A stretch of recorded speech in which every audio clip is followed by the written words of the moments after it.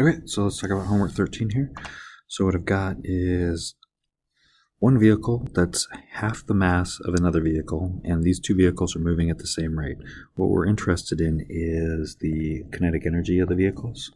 And so kinetic energy is equal to 1/2 the mass times the velocity squared. And so we've got a kinetic energy of the car and a kinetic energy of the truck. Okay, so this guy has a 1/2 mv squared, and this guy has a 1/2 mv squared. So right away we can just get rid of the halves since they both have a half. So that part's gone. And then what we can do is we can also get rid of the velocities because they're the same. And the only thing that's different is that the truck has double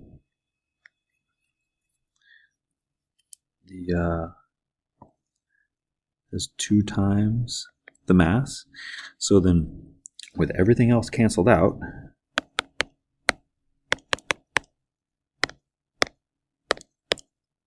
the truck has twice as much mass. So that means its kinetic energy is twice as big. So 2 is the answer to this, and it's the truck that we're interested in. Okay. Okay, so in the next situation, we've got the same kind of deal going on where I've got a kinetic energy for both, but they're not moving at the same speed. The car is moving twice the speed. So what we've got is this 1/2 mv squared for the car and 1/2 mv squared for the truck. And we already knew that the truck has double the mass, and we already know that we can cancel out the halves. We can't cancel out the velocity this time because the car has double the velocity. Well, the problem with this time is there's a square associated with the velocity. So what this works out to be is 4. This number 2 squared ends up equaling 4. And this one, since there's just still a 1 there, we've only got a 2 for the truck. So what we have is the car being has twice as much kinetic energy as the truck in this case. So temp equals average kinetic energy. And since kinetic energy is 1/2 mv squared, and we're not changing the mass of anything when we're not changing the mass when we change its temperature. We're changing the velocity of the molecules. So what we can say is speed. Oh gosh, this thing is driving me crazy.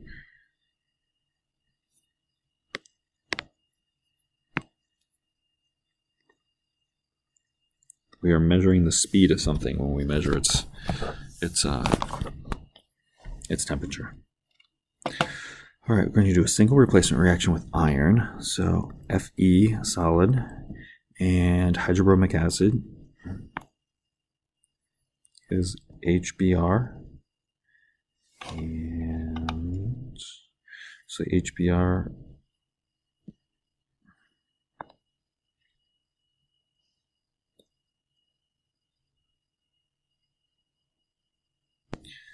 So this hydrobromic acid is aqueous, and so it's a single replacement reaction, so the iron is going to hook up with the bromine, and so it's FeBr3, and that'll be aqueous because there'll still be water present, and then we're going to make hydrogen, so that'll be a gas.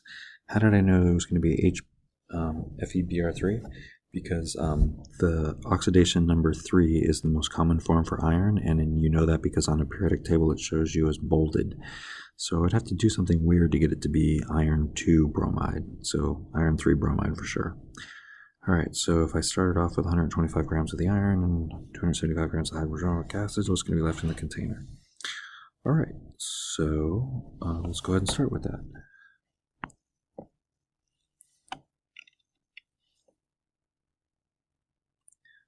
$125 grams of iron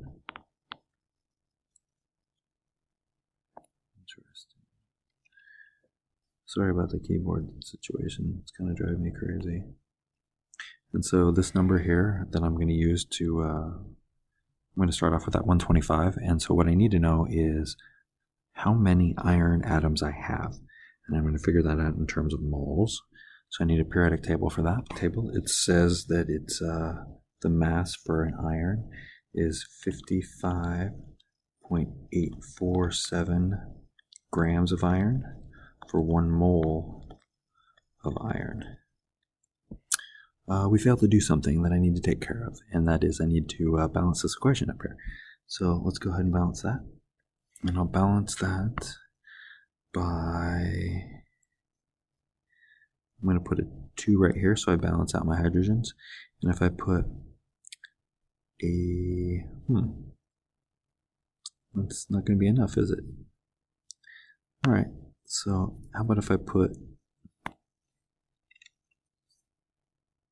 a 2 right here, and then that'll give me 6 bromines, and so I'll put a 6 right here, and then I'll put a 3 right here, and then I'll put a 2 right here, and now I'm balanced. That looks good. Okay, so from the balanced chemical equation, I see that I'm going to need 2 bromines up there, or sorry, 2 irons.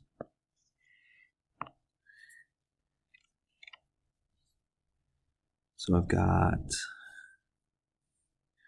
2 mole Fe, and then I'm just going to pick hydrogen to go to. So 3 mole H2, and then for every 1 mole H2, I need 2.01, I forget what it is, 1.00795 times 2, 159. 59 grams H2. That'll be grams H2. Okay, so I've got 125 times 3 times that 2.0195 divided by 55.847 divided by 2 divided by, that's it. And then enter. And then I get 6.77. So this calculation tells us if I have 125 grams of iron and as much hydrobromic acid as I need, then I will make 6.77 grams of hydrogen. All right, so let's check on which is the limiting reagent by starting with the hydrobromic acid now. All right, so I'll switch colors.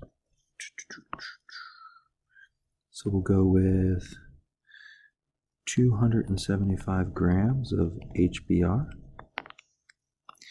And then for every 1 mole of HBr, let's figure out how many grams that is. So 1.00795 plus the bromine, which is 79.904. We're at 80.912 grams of HBr. And so it looks like 6 mole HBr to 3 mole H2. And then for every 2.0159 grams H2, 1 mole H2. And remember, this 6 here comes from this 6 up here, and that 3 comes from that 3. And so when I'm finished with this, I'm going to take 275 times 3 times 2.0195 divided by 80.912 divided by 6 equals, and it looks like 3.43 grams of H2. So we just figured out that the hydrobromic acid is the limiting reagent, which means it's going to run out first. So the moment we've made 3.43 grams of hydrobromic acid, we are going to be 3.43 grams of hydrogen gas, we will have no more hydrobromic acid left. So we cannot make this much hydrogen because we'll run out of HBr as soon as we hit that number. So then we're going to do the rest of our calculations with the hydrobromic acid. So let me give us a little more space here.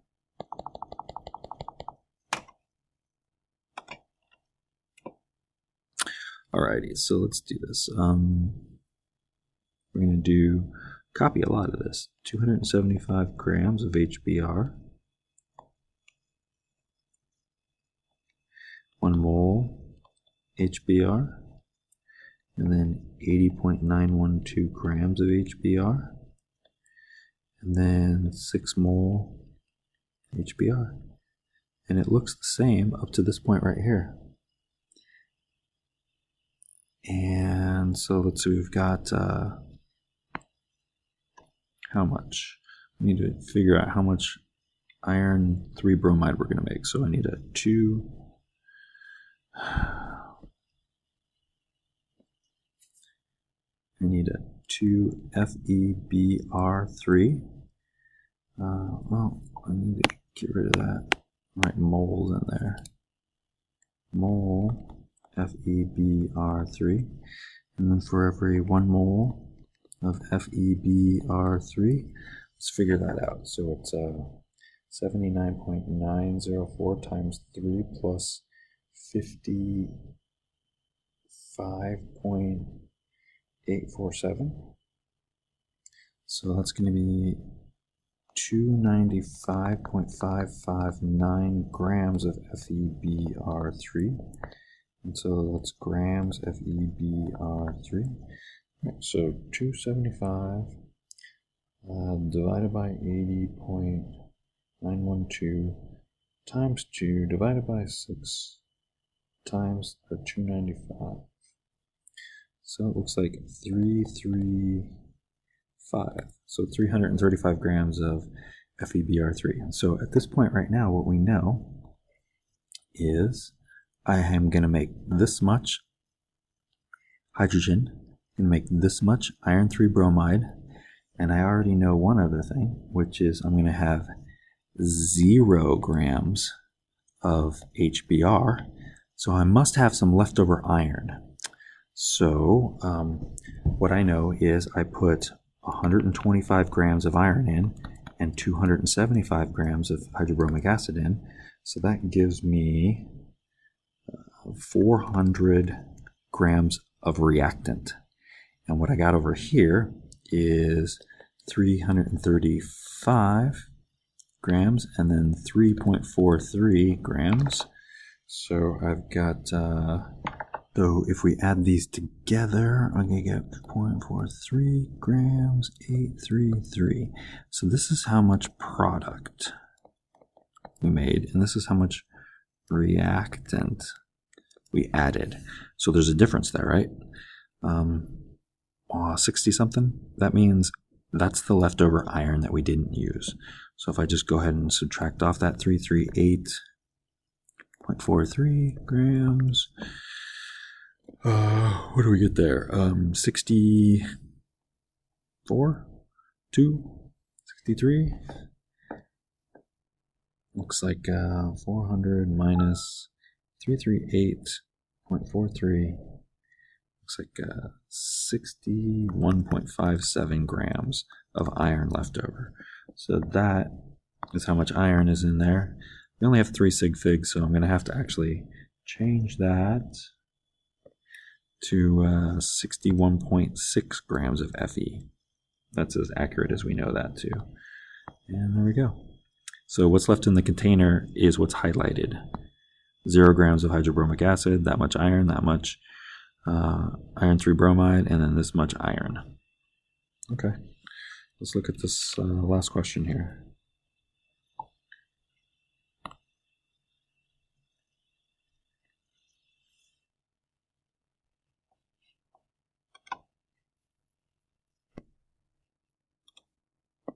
All right, so we've got lead to chlorate, Chlorates are a minus, that's perchlorate. I'm going to need to get rid of one of those oxygens, 3. And then that's going to need to be aqueous because it's these are reactions in water. And we know that because these are two salts that need to react with each other. And the other one is K2SO4, aqueous. And then we'll do a double replacement reaction, so they'll flop partners. So I'll have a PbSO4, and that's going to be a solid because of the lead rule. And then I'm going to have a KClO3, and that's going to both still be aqueous. But there'll be 2 of them. And so that's my full ionic. No. It's absolutely not my full ionic.